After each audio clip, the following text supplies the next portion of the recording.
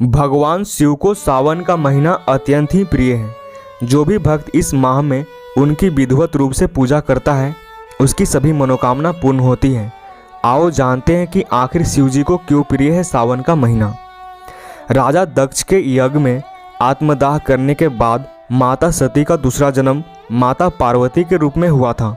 माता पार्वती ने शिव जी को प्राप्त करने के लिए कठोर तप किया था, जिसके चलते सावन के माह में शिव जी ने माता से विवाह किया था, इसलिए उन्हें यह माह प्रिय है।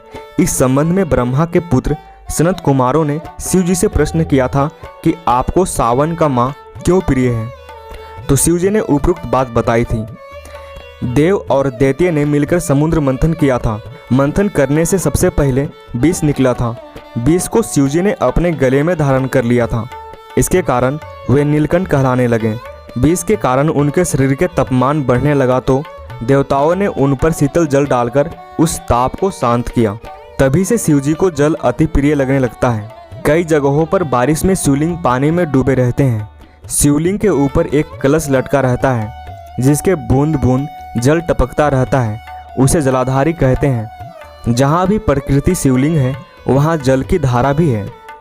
शिव जी के मस्तक पर चंद्रमा और गंगा मैया विराजमान है, जिनका संबंध जल से ही है।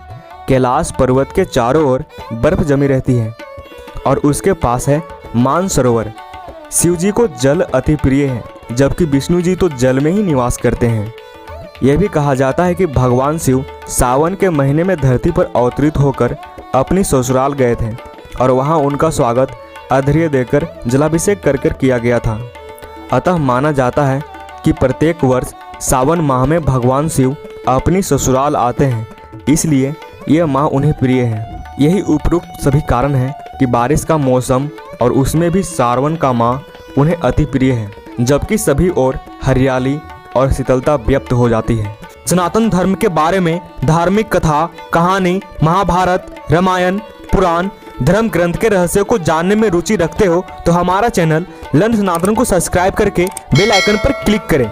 जय श्री राम।